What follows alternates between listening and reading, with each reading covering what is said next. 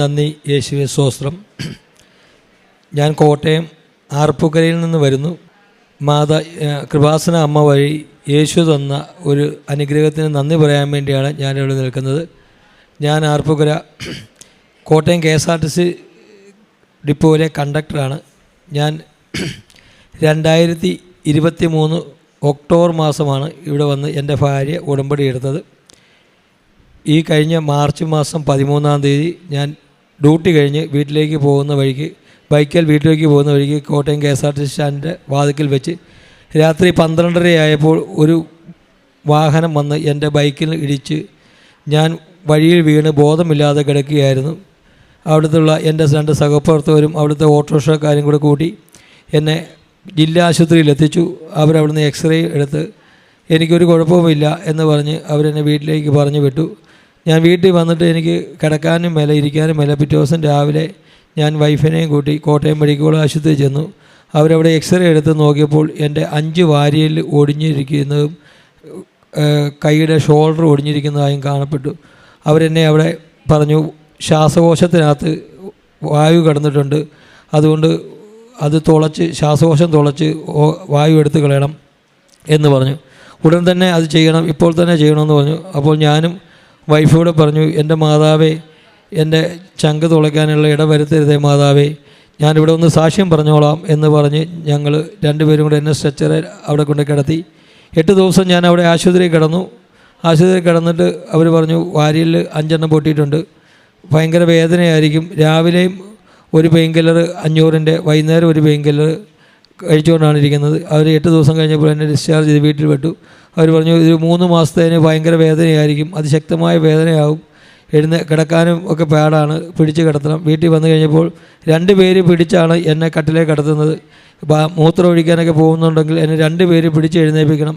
2 കൈയിലും പിടിച്ച് എഴുന്നേൽപ്പിച്ചിട്ടാണ് ഞാൻ ബാത്റൂമിലൊക്കെ പോകുന്നത്. അതുപോലെ പോയിട്ട് വന്നു കഴിയുമ്പം എനിക്ക് തന്നെ കിടക്കാൻ വയ്യത്തില്ല, 2 പേര് പിടിച്ച് താങ്ങിയാണ് എന്നെ ബെഡേ കിടത്തുന്നത്.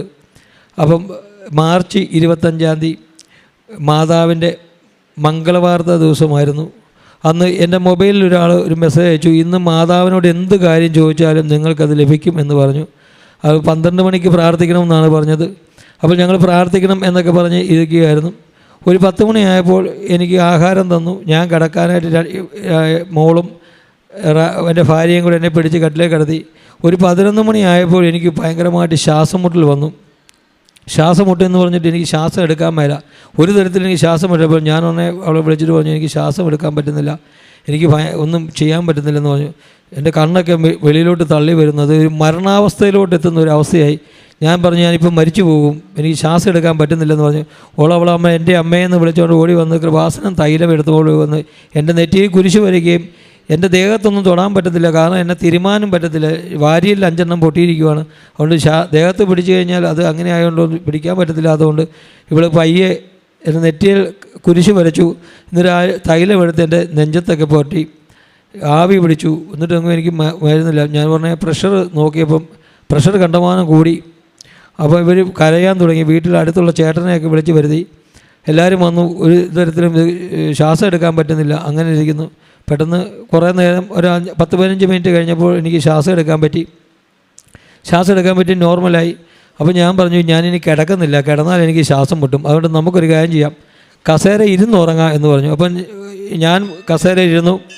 ഇവർ അവിടെ പ്രാർത്ഥിച്ചു. 12 മണിയുടെ പ്രാർത്ഥന കഴിഞ്ഞു. പ്രാർത്ഥിച്ചിട്ട് വന്നിട്ട് ഞാനൊരു കസേര ഇട്ടിരിക്കുന്നു, എൻ്റെ ഓപ്പോസിറ്റ് കസേര ഇട്ടിരുന്നു. ഞങ്ങൾ കസേരയിലിരുന്ന് ഉറങ്ങുകയാണ്, കാരണം കിടക്കാൻ പേടിയാണ്. കിടന്നു കഴിഞ്ഞാൽ ഇനി ശ്വാസം മുട്ടുപോകും എന്ന് വിചാരിച്ച് ഞാൻ കിടക്കുന്നില്ല. 1 മണി 2 മണി ആയപ്പം എൻ്റെ ഇടത് സൈഡിലാണ് ഒടിഞ്ഞത്, ഈ തോളിലാണ് ഒടിഞ്ഞത്. എൻ്റെ ഈ തോളിലെ ശക്തമായ ഒരു അടി കിട്ടുന്ന പോലെ എനിക്ക് തോന്നി. ഞാൻ പെട്ടെന്ന് ചാടി എഴുന്നേറ്റ് നോക്കിയിട്ട് ഞാൻ ഭാര്യയോട് ചോദിച്ചു, നീ എന്തിനാ എന്നെ അടിച്ചതെന്ന് ചോദിച്ചു. അവൾ പറഞ്ഞു, ഞാൻ അടിച്ചില്ലല്ലോ എന്ന് ചോദിച്ചു. ഞാനിങ്ങനെ തിരിഞ്ഞു നോക്കുമ്പോൾ എൻ്റെ സൈഡിൽ മാതാവ് നിൽക്കുന്ന പോലെ എനിക്ക് തോന്നി. അപ്പോൾ ഞാൻ പറഞ്ഞു, എന്നാൽ മാതാവായിരിക്കും എന്നെ അടിച്ചത്, നമുക്ക് ഇനി ഒരു കാര്യം ചെയ്യാം, കിടക്കാമെന്ന് പറഞ്ഞു. കാരണം അന്ന് ഞാൻ വൈകുന്നേരം ആഹാരം കഴിച്ചിട്ട് കിടക്കുമ്പോൾ 2 പേരെ പിടിച്ചാണ് എന്നെ കിടത്തിയത്. പക്ഷേ കിടക്കാമെന്ന് പറഞ്ഞു, എന്നാൽ ശരി കിടന്നേക്കാമെന്ന് പറഞ്ഞ് ഞാൻ പിടിക്കുന്ന കാര്യമെല്ലാം മറന്നുപോയി. ഞാൻ പെട്ടെന്ന് കയറി കിടന്നു.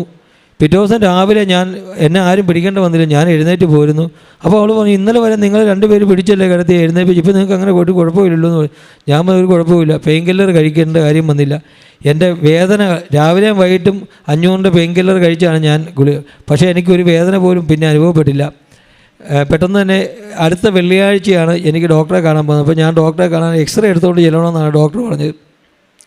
ഞാൻ എക്സ്റേ എടുത്തുകൊണ്ട് ഡോക്ടറെ എടുക്കാൻ ചെന്നപ്പോൾ ഡോക്ടർ പറയുകയാണ്, ഇത് വാരിയിൽ പൊട്ടിയതായിട്ടൊന്നും കാണുന്നില്ലല്ലോ, ഇത് എവിടെയാണ് വാരിയിൽ പൊട്ടി, നിങ്ങൾക്ക് വാരിയിൽ പൊട്ടിയോ, ആരാ പറഞ്ഞു വാരിയിൽ പൊട്ടിയെന്ന് പറഞ്ഞു.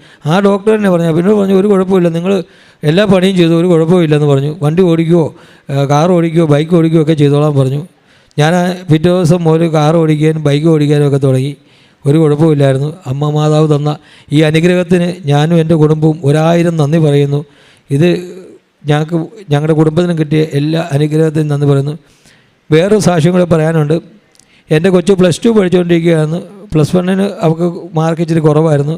അവൾ പഠിക്കുമായിരുന്നു.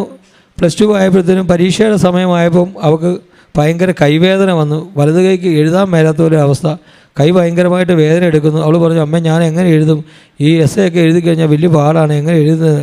അമ്മ പറഞ്ഞു, നീ ഒന്നുകൊണ്ടും പേടിക്കേണ്ട മോനെ, മാതാവല്ലേ നമ്മുടെ കൂട്ടത്തിൽ ഉള്ളത് എന്ന് പറഞ്ഞ് അവൾ ആ കൃപാസനത്തിലെ തൈലമെടുത്ത് കൊച്ചിൻ്റെ കയ്യെ പടത്തി കൊടുത്തു. എന്നിട്ട് കാശുരൂപം അവൾക്ക് കൊടുത്തിട്ട് പറഞ്ഞു, മോൻ ഇതുകൊണ്ട് പോയി പരീക്ഷ എഴുതിക്കൂ, ഒരു കുഴപ്പവും വരത്തില്ല, ധൈര്യമായിട്ട് മോൻ പോയി എഴുതിക്കോളാൻ പറഞ്ഞു. അവൾ പോയി പരീക്ഷ എഴുതി. അവൾക്ക് +2 എല്ലാ വിഷയത്തിലും ഫുൾ A+ കിട്ടി. 98.5% മാർക്കോടുകൂടി അവൾ പാസ്സായി. അത് കഴിഞ്ഞപ്പോഴത്തേനും അവൾക്ക് വേറൊരു അനുഗ്രഹമാണ് ഇനി പറയാൻ പോകുന്നത്. ജർമ്മൻ പഠിക്കാൻ പോകണമെന്ന് പറഞ്ഞു. അപ്പം ഞാൻ പറഞ്ഞു, മോനെ ജർമ്മൻ പഠിക്കാൻ പോകാനായിട്ട് ഞങ്ങൾ കൊണ്ട് ചേർത്തു. ജർമ്മൻ പഠിക്കാൻ പോയപ്പം അവൾ A1 A2 B1 പാസ്സായി. B2 അവിടെ പരീക്ഷ എഴുതുമ്പോൾ എല്ലാം അവൾ തോറ്റു പോകും.